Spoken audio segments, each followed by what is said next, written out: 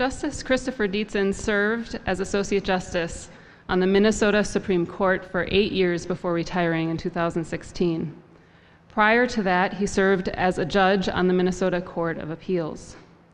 Justice Dietzen is a native of Washington State, where he earned his Bachelor of Business Administration as well as his law degree from Gonzaga University.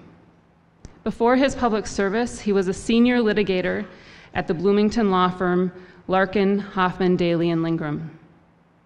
He continues to serve as the chair of the Minnesota Sentencing Guidelines Commission and is a member of the Minnesota Judicial Council. He enjoys serving as a speaker, most recently at the Minnesota Prayer Breakfast, as well as serving as a mentor for the University of St. Thomas law students.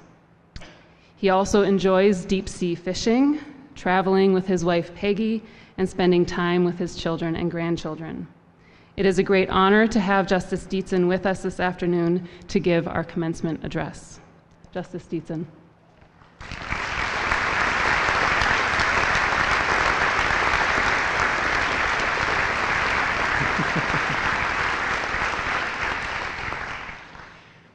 Thank you for the kind introduction.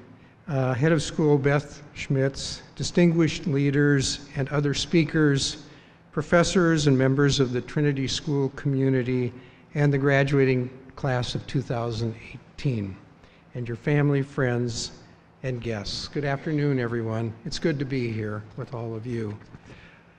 Let me begin first by congratulating you, the graduating class of 2018, on your achievement in graduating from Trinity School. You did it. Everyone remembers graduating from high school, the graduation parties, and the time spent with family and friends. High school graduation is truly a milestone in your life. We are so proud of you. Your family and friends are just so proud of you. Savor it. My advice, it's a good time to ask them for money. It's also a time of uncertainty and excitement. You have the freedom now to try your wings. And uncertainty. What should I do with my life? What are my friends going to do?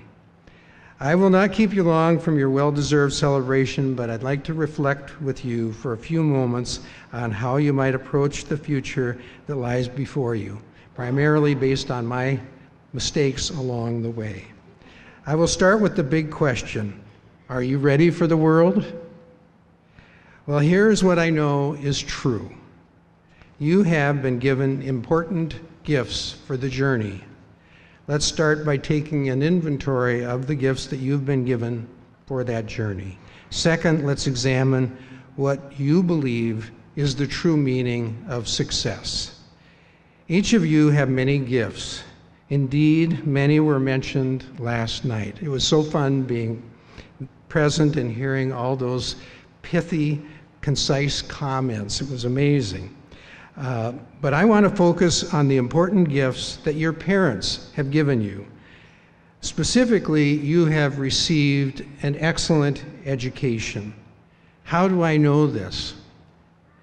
Well, because of my experience in receiving a similar type of education at Gonzaga Prep when I was growing up, my experience as a Trinity parent, and my experience as a justice on the Minnesota Supreme Court who hired 24 law clerks from law schools across the country. In doing so, I experienced firsthand the quality of education in this country. I also experienced Trinity. One of my law clerks, actually one of my better law clerks, I would say, was a Trinity teacher. To me, Trinity is the gold standard in high school education. Trinity has taught you, and this has got to be familiar with all of you, what is true, what deserves respect, what is honest, pure, admirable, decent, virtuous, and worthy of praise. Its approach is to develop the whole person by reading and studying the great books, by training in religion and philosophy, and by learning foreign languages, including Latin. And you learn the Socratic method to develop the skills of logic and persuasion. You also learn to express yourself logically, coherently, and concisely. This curriculum is not only formative to understanding our culture, but it is also foundational to pursuing truth through critical thinking. And that's what I want to focus on, is critical thinking. You've been taught the discipline of engaging the whole person to vigorously examine an issue or an argument and then apply reason to arrive at the truth. Interestingly, this method of reasoning is very similar to the decision-making method that we use at the Minnesota Supreme Court. We have an active court calendar where we hear 14 cases for oral argument every month. 2 cases are randomly assigned to a justice to prepare a bench memo 1 week before that argument. The purpose of the bench memo is to summarize the relevant facts and law and to make a recommendation. Each justice reads everything, and then we have oral argument. Oral argument lasts about an hour. We have 2 cases, and then we go back to the conference room and we argue or we debate the case. We sit in order of seniority. The Chief Justice sits at the head of the table, and the discussion begins with the justice who is responsible for the bench memo speaking to the case and making a recommendation based on everything that has been printed, that we've read, and also based on oral argument. And then everyone responds in order of seniority to either agree or disagree with the reasoning and to agree or disagree with the result. That's our way of debating and coming to the truth of the matter. There's 2 things that we do that are important. One is that when a justice is speaking, no one interrupts that person. And number 2, we refer to each other as justice. And we do that for a reason. The argument is not personal. There's no such thing as a bad idea. So it's not about the person. It's about the issue and trying to come to and grasp the truth of the matter.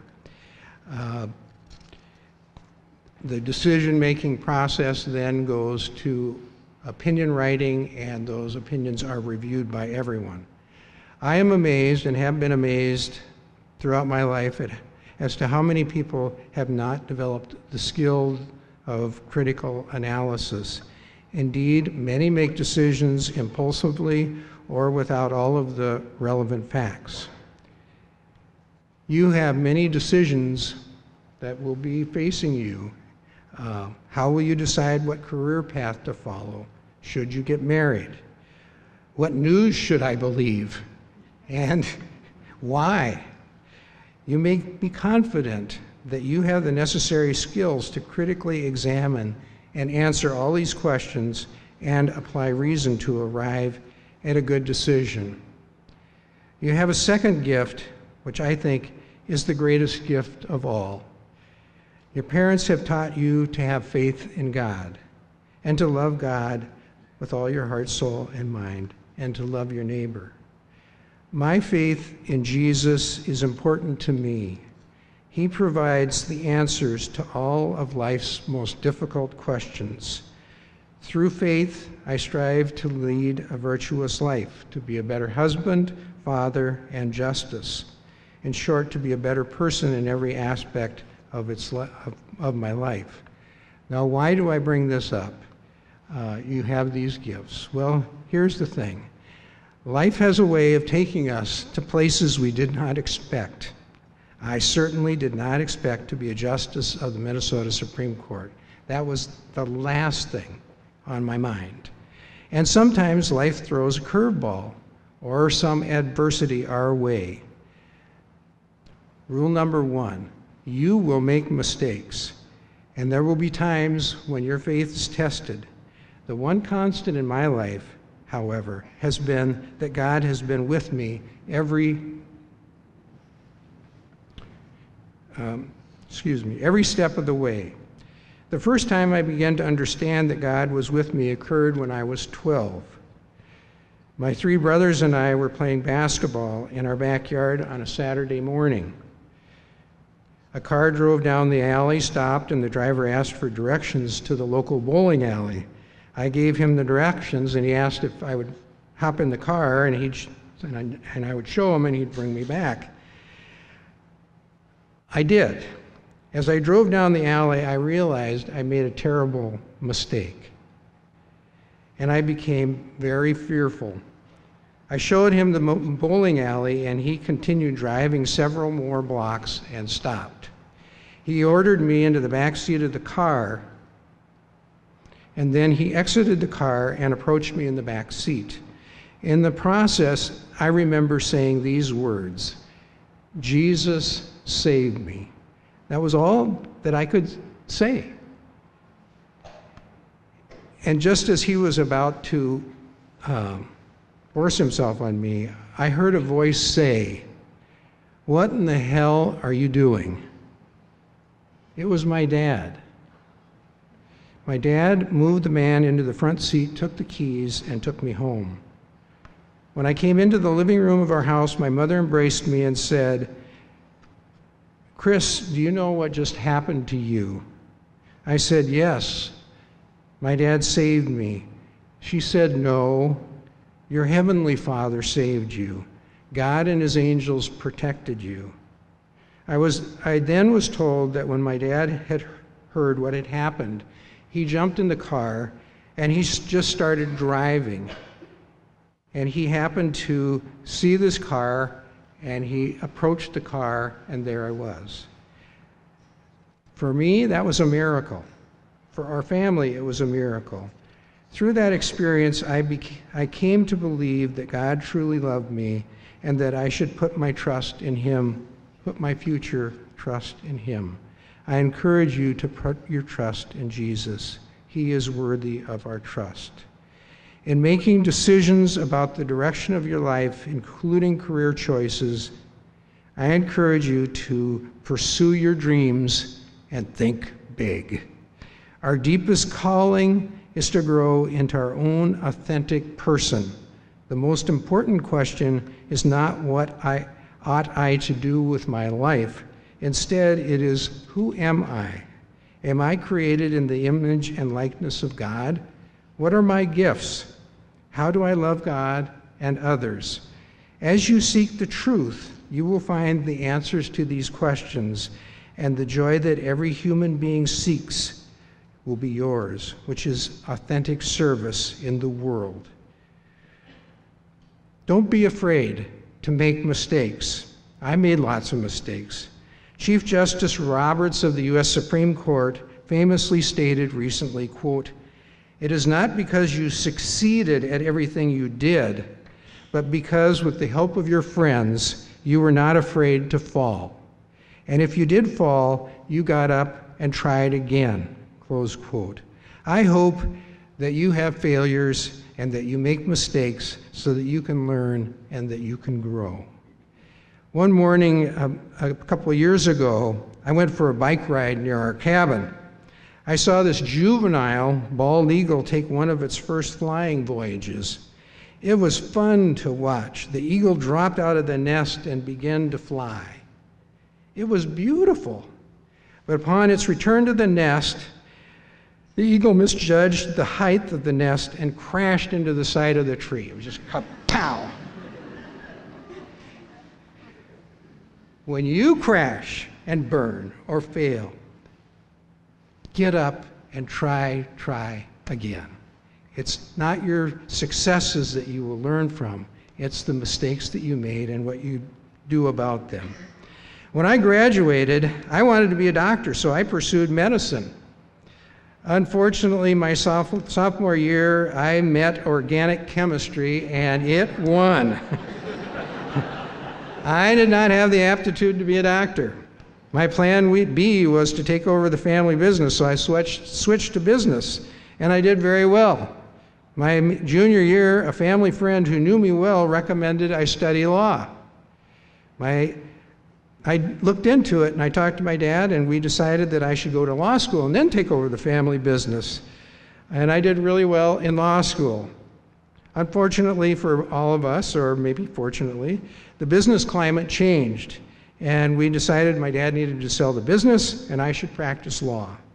My point is that in choosing a career, I pursued my dreams by exploring different occupations. What I started to do is not what I ended up doing.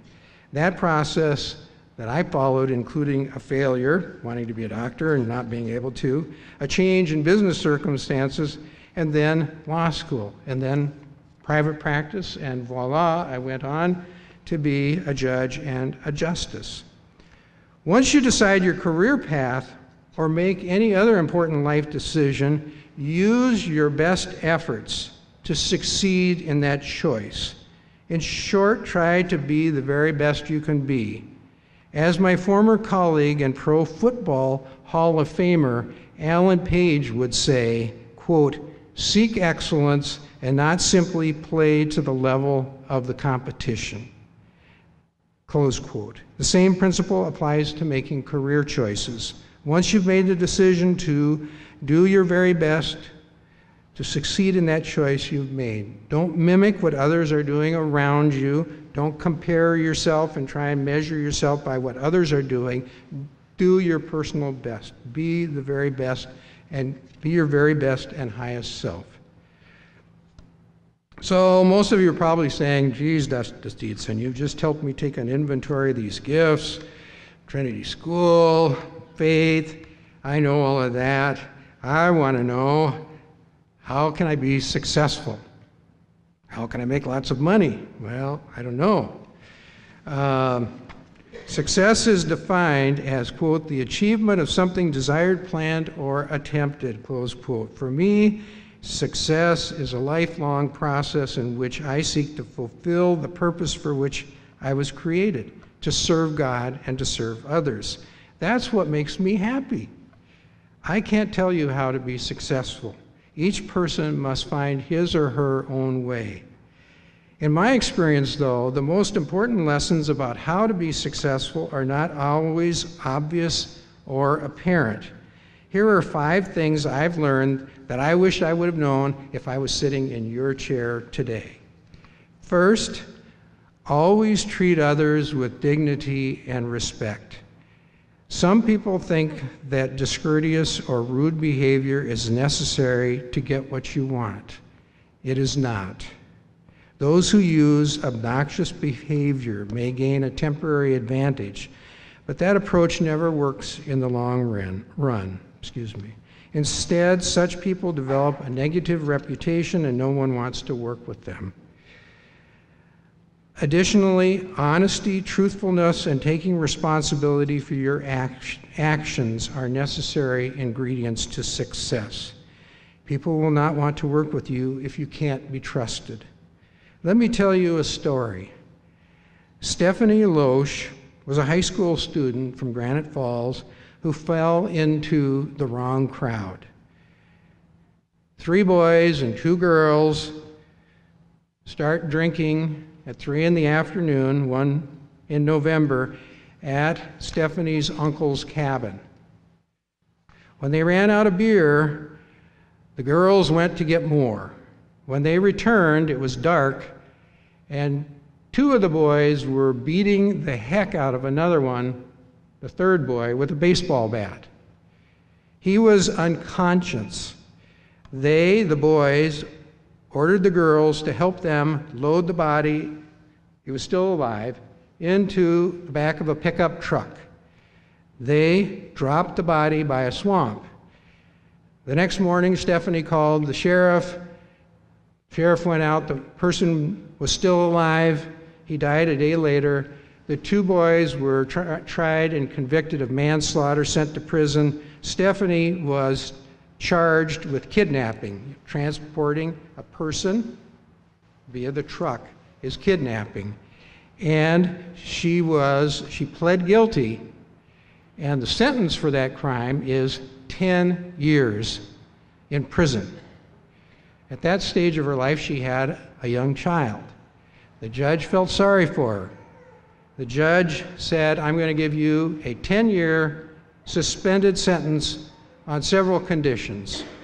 One, you serve a year in the county jail, and you get work release, but on the weekends you got to go to jail. Number two, no drugs, no alcohol, no exceptions.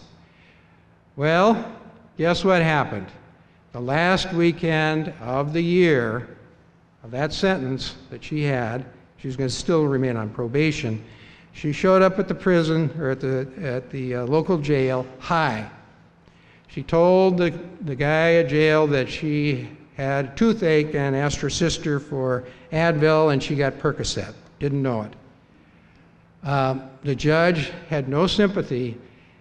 He revoked the probation and sent her to prison for 10 years.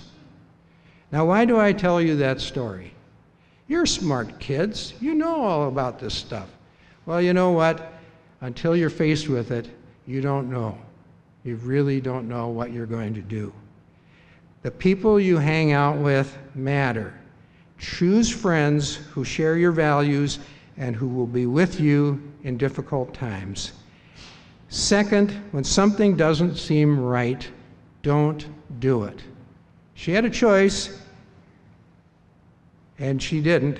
They loaded the body, and she had that choice when the last weekend of that sentence. Stephanie's desire to fit in with her group, peer pressure of her friends, led to tragic consequences. You will have situations occur where you need to say no. Don't be afraid. No one will fault you for saying no the next day. Third, Stephanie was given a second chance and didn't take it. When you make a mistake, take personal responsibility and learn from it.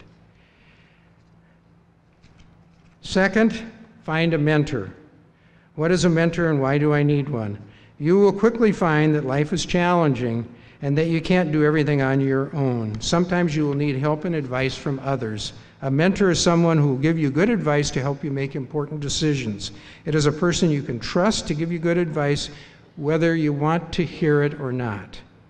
Jim Larkin, when I was a lawyer, before I was a judge, was my mentor. He was a prince of a man.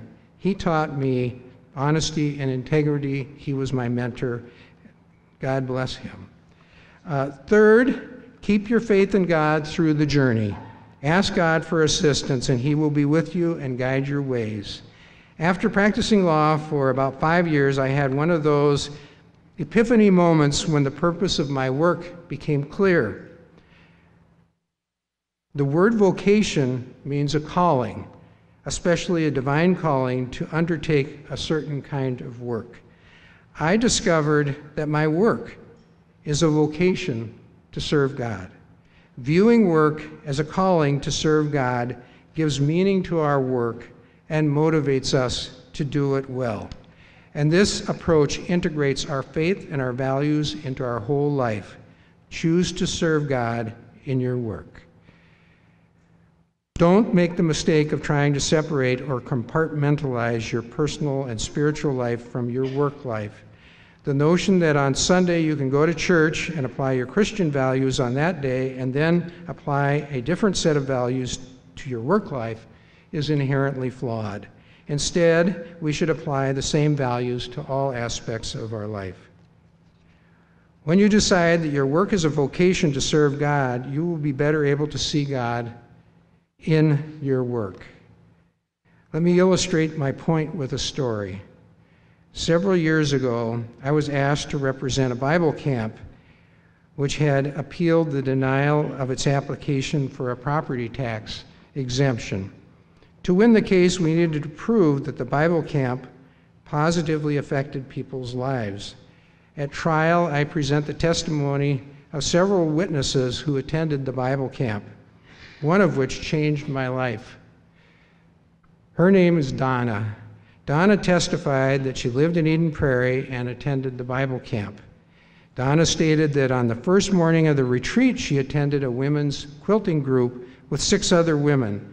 Initially, the individuals of the group introduced themselves and explained why they came to the retreat. When it was Donna's turn, she said, quote, "I decided to go at the last minute. I really don't know why I came to the retreat, close quote. She then explained, for many years, my mother and I went to the Bible camp on this weekend, but I stopped going about 10 years ago. Why? Asked one of the other women. Donna responded, my mother was killed in a car accident in Brainerd. I was devastated and mad at God. I stopped going to the retreat. Upon further questions, Donna described the date and place of the accident. Then a woman in the group stated, Donna, I saw your mother's car accident that day. I was following your mother's car in my car when the accident happened.